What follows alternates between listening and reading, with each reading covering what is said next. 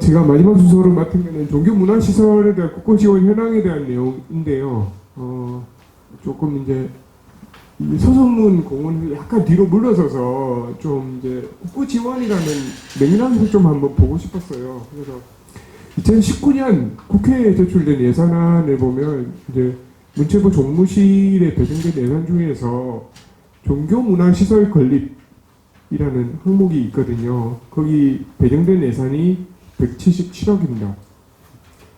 그 중에서 가장 많은 예산을 가져가는 곳이 천주교입니다. 그럴 리가 라고 생각하시는 분이 계시겠지만 데이터가 그렇습니다.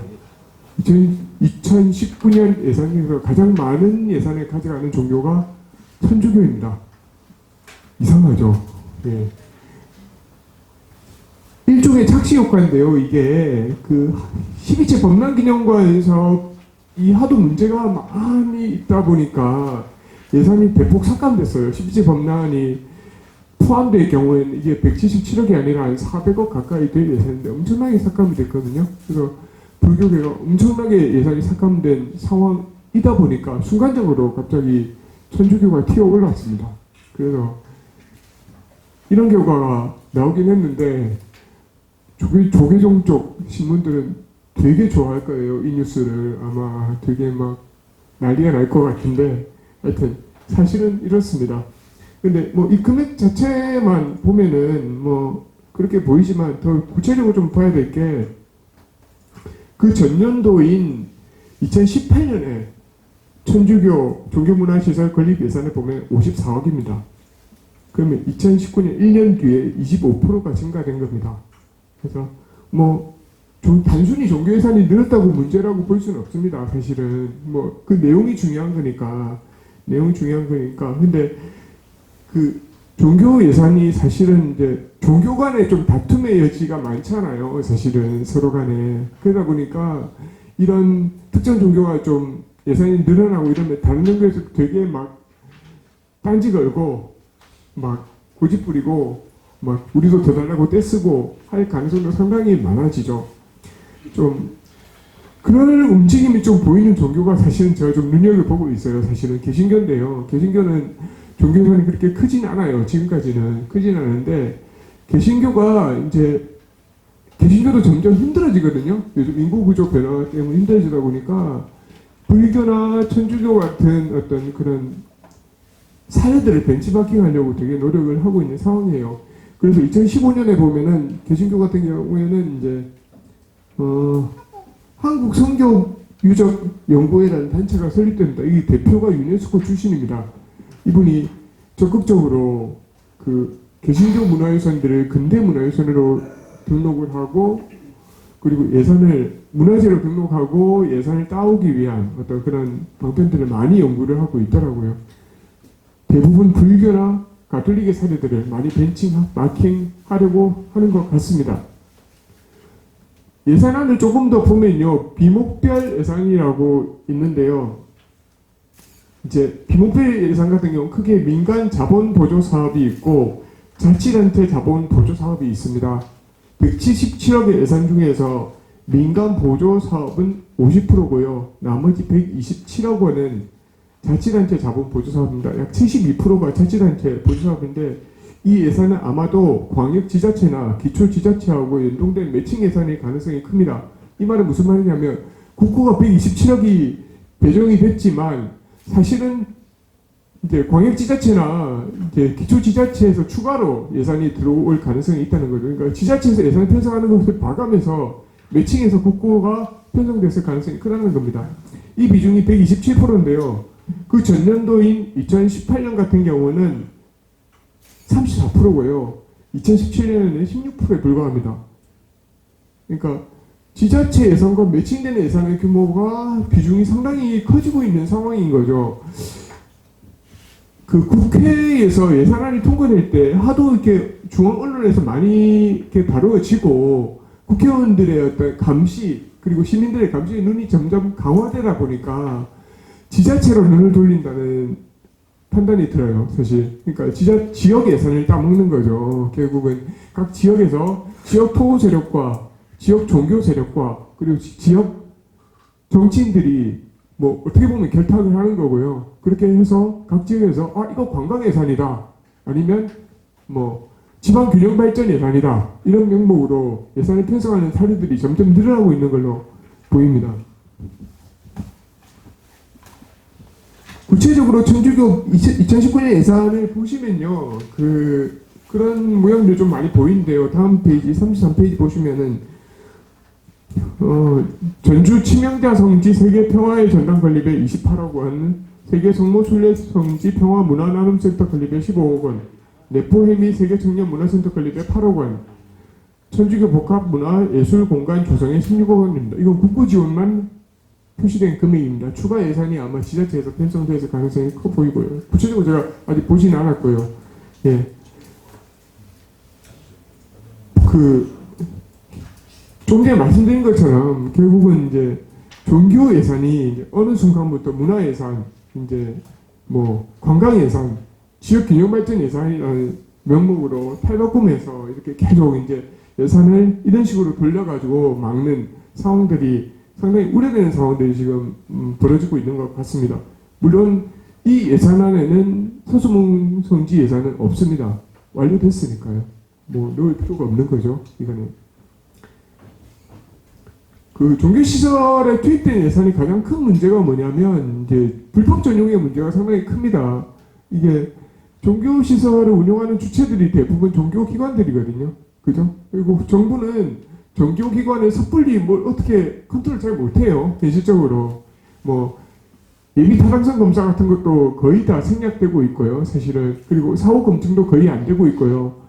뭐 다른 국고보조금 같은 경우는 이제 사후 검증에서 문제가 발생할 경우에는 물론 사후 검증 과정에 외부 회계법인이 감사를 합니다. 감사를 하고 그 결과를 가지고 사후적으로 추징을 하거든요. 근데 종교기관들은 다 예외적으로 그냥 주고 맙니다. 주고 말고요.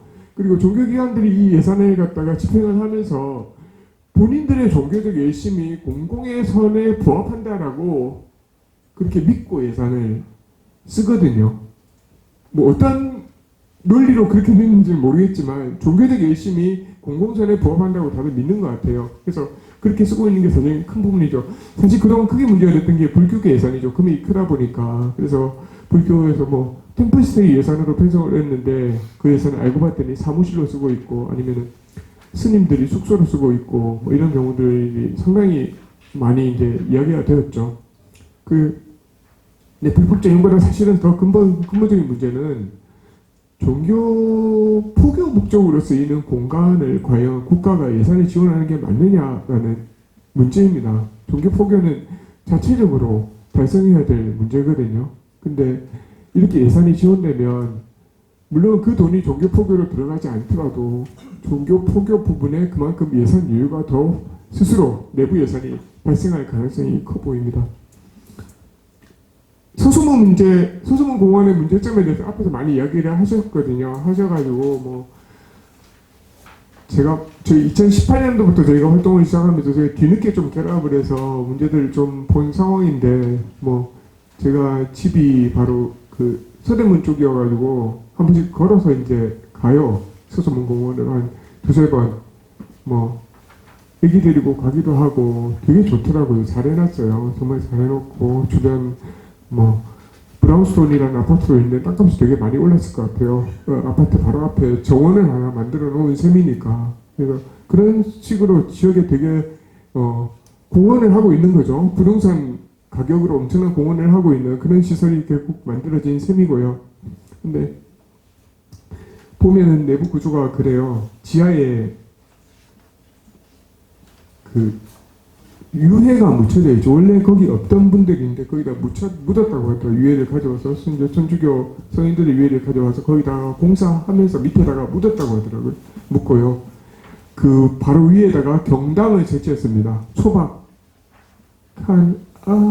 소박하게 보이려고 애쓴 경당을 그 위에서 설치를 했어요. 그래서 경당이 이제 미사공간이 없어요. 천주교 신장 아니어서 잘 모르겠는데 미사공간이라고 하더라고요. 뭐 성당이나 같은 공간이라고 하더라고요. 실제로 뭐 주의경께서 축성도 하셨고 그 공간에 와서 그 유해가 묻힌 그 장소를 경당이 내려다보고 있습니다. 그죠? 그리고 그 위에 박물관이 경당을 감싸고 있어요. 그리고 그 박물관을 공원이 또 감싸고 있어요. 예, 잘 만들었습니다. 예, 아주 중층적인 한목적적인 어떤 의도하에 상당히 잘 만들어진 공간입니다. 역사는 결코 한목적적이지 않거든요. 우연과 다양한 어떤 충돌과 다양한 경합과 다양한 뒤섞임이 있는 것이 역사거든요. 예측도 불가능하고요. 그런데 이 공간은 아주 합리적으로 만들어졌어요. 종교가 원래 합리적인 건가요? 잘 모르겠는데 되게 합리적으로 잘 만들어진 공간입니다. 인천공항을 가봤는데요. 거기도 예배 드리는 공간이 있어요. 누구나 쓸 수 있고요. 어느 종교나 쓸 수 있습니다. 인천공항은 공공시설이지 않습니까? 거기 쓰이는 그 공간은 다양한 종교들이 언제라도 신청하면 조건이 있습니다. 딱 하나. 선착순입니다. 네, 선착순이라는 조건이 있으니 그건 상당히 필히 지켜야 하고요. 그렇게 운영하면 안 될까? 500억이 넘는 예산이 건설비로 들어갔고요. 거기에 무상으로 제공된 정부 땅이죠. 국가 소유의 땅입니다. 1,000억이 넘을 것으로 예상되는 그 땅을 그냥 쓰고 있고요. 뭐 운영비를 자기들이 낸다고 하지만 국가의 돈을 끌어다가 쓰고 있다는 사실은 감출 수 없는 사실이죠. 그걸 감추고 싶어서 자꾸 다른 종교, 다른 사상의 전시물들을 가져오다가 호위병처럼 이렇게 여기저기 설치를 해놨어요. 근데 제가 보기에는 그거는 그냥 액세서리죠. 그냥 액세서리죠.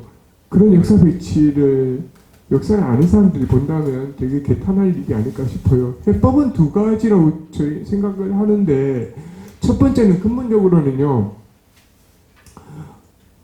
아주 그러니까 너무 제가 좀 거치게 말하는지는 모르지만 천주교는 아무 잘못 없다고 생각해요. 천주교는. 왜냐하면 천주교는 그렇게 행동할 수밖에 없으니까. 그렇잖아요. 돈 주는데 누가 싫어합니까? 예. 돈 주는데 싫어할 사람 없잖아요. 사실은. 누구라도 어느 종교라도 마찬가지잖아요. 근데 이걸 감시하고 감독해야 될 정부가 저는 1차 책임이라고 저는 봅니다. 종교는 사회통합 기능을 담당을 하지 않습니까? 사회통합 기능이라는 거는 그 종교의 배타성 안에서만 작동하거든요.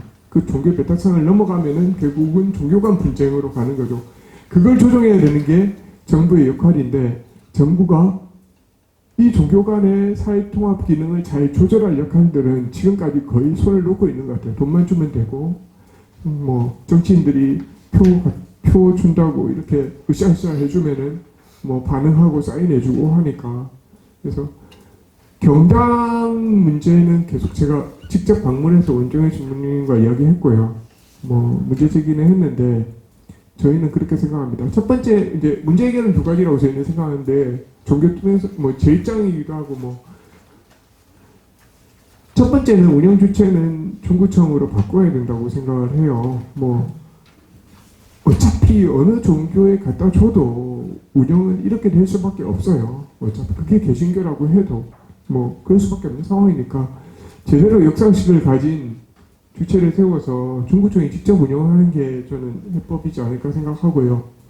두 번째는 그 종교시설이 있죠. 거기에 전속 사제가 아예 상주를 합니다. 그 경당에 인적 물적 설비를 다 갖추고 있는데 그 경당 시설을 다른 종교가 같이 쓸 수 있는 인천공항의 예배 초소 같은 그런 공간으로 개방하는 것이 맞을 것 같습니다. 네, 이상입니다.